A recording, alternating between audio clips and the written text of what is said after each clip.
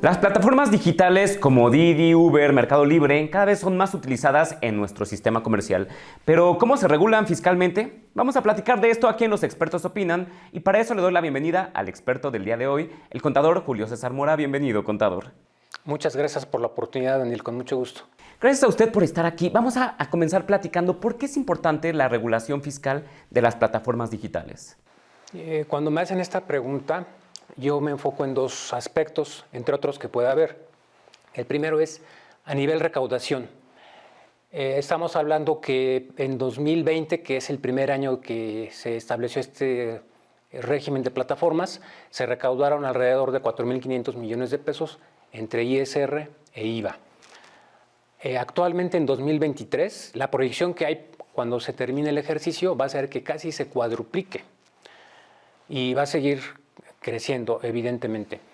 Y por otro lado, el número de usuarios de las plataformas pues se cuenta por miles o por millones, o quien no tiene aplicaciones en sus teléfonos o en sus computadoras, ¿no? Entonces también es importante para la actividad económica.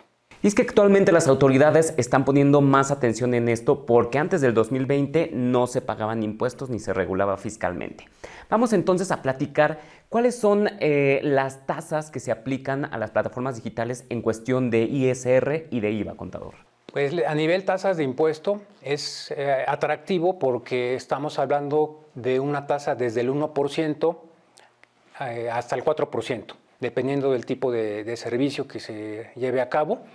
1% para los enajenantes o prestadores de servicios, el 2.1% para autotransporte de personas y entrega de bienes a domicilio y el 4% para los servicios de hospedaje. Entonces es una tasa muy benéfica. A cambio de esa tasa baja no se permiten las deducciones, digamos que es una desventaja, pero pues se compensa yo creo que con esas tasas disminuidas. Ahora bien, para efectos de impuesto al valor agregado, sabemos que la tasa es del 16%, sin embargo, la plataforma va a retener únicamente el 8%. Eso es lo que hay establecido. Sin embargo, cuando el contribuyente no esté dado de alta en el RFC, estoy hablando del comerciante o prestador del servicio, o no proporcione su clave del RFC, entonces va a aplicar una tasa estándar del ISR del 20%. Es mucho mayor, como castigo a no estar inscrito en el Registro Federal de Contribuyentes. Y en el IVA pues se tendrá que retener el 100% del IVA, o sea, el 16%. Es importante entonces conocer estas atenuantes que existen. Por otro lado, contador, existe el pago definitivo del impuesto en las plataformas digitales, pero ¿en qué consiste esto? Es otro beneficio, porque pago definitivo, vamos a pensar que las retenciones es la forma de cubrir el impuesto y entonces el contribuyente ya no tiene que presentar declaraciones mensuales o anuales. Esa sería la principal ventaja. Ahora, ¿qué requisitos hay para que acceda a ese beneficio? Bueno, que no rebase 300,000 pesos en el ejercicio inmediato anterior, como primer punto. Como segundo requisito debe presentar un aviso a la autoridad fiscal 30 días después de percibido el primer ingreso por plataformas. Entonces es una formalidad, es algo burocrático, pero bueno, así está establecido. Ojalá se simplifique, porque muchas veces la gente piensa que ya no tiene que hacer nada y si no presentó el aviso mencionado o no se dio de alta correctamente, pues ya tiene obligaciones extras que no tenía contempladas. Ese es por pago definitivo, mi estimado Daniel.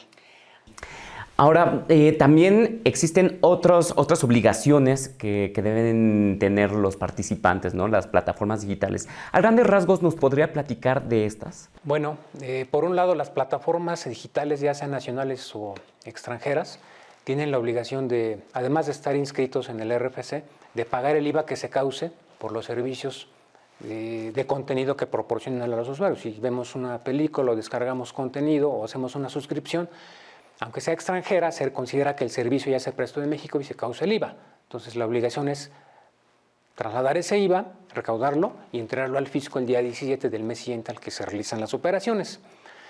Esa es una obligación de las más relevantes, pero también designar un representante legal con quien tenga entendimiento con la autoridad fiscal. Ahora, también cuando actúan esas plataformas digitales como intermediarias, es decir, entre la plataforma digital y el usuario final hay un comerciante, vende sus productos o presta servicios, ahí tiene obligaciones de retener las tasas que ya mencionamos hace un momento, del 1, 2.1 o 4%. Las obligaciones inherentes, como es expedir una constancia por esos pagos y retenciones de los impuestos, ¿no? Y también expedir una factura por las operaciones propias de la plataforma, que dicho sea de paso, esa factura no es una factura timbrada o tipo XML, sino puede ser un PDF o un Word, cumpliendo requisitos mínimos que identifiquen al receptor de los servicios, como su nombre y su RFC, el importe y los impuestos retenidos. Y finalmente, los pequeños comerciantes o prestadores de servicios que usen las plataformas para hacer su actividad, ellos tienen la obligación de expedir principalmente las facturas que los usuarios finales les pidan. Ya son facturas timbradas con todos los requisitos que señala la normatividad fiscal. Pero también la obligación de presentar el aviso de que optaron, si es que optaron por eso, de considerar las retenciones como pago definitivo. Ese aviso es 30 días después, como ya lo mencionamos hace un momento, ya que si no lo hacen, pues tienen obligación de estar presentando declaraciones. También otro supuesto que presentan declaraciones es cuando cobran ingresos en efectivo, es decir, no los administra la plataforma y por esa parte deben presentar esas declaraciones. O también cuando decidieron que no era pago definitivo las retenciones, ahí ya entran en el esquema de presentar por cuenta propia las declaraciones del ISR y del IVA respectivas. Ahora, ¿qué sucede con las personas o empresas que combinan actividades empresariales con las plataformas digitales? Digamos, ¿son compatibles estos esquemas? Digamos que una parte de esa situación está resuelta. Por ejemplo, cuando alguien percibe salarios o percibe intereses, eso es perfectamente compatible porque textualmente lo dice la ley. Ahí no hay ningún problema. Donde empieza a haber inconvenientes cuando ya tenía o tiene una actividad empresarial o la va a iniciar, porque ya podría estar en el reciclo, ¿sí? Pero la ley prohíbe declarar en el régimen simplificado de confianza los ingresos que percibes de las plataformas. Entonces, por esa parte no hay compatibilidad.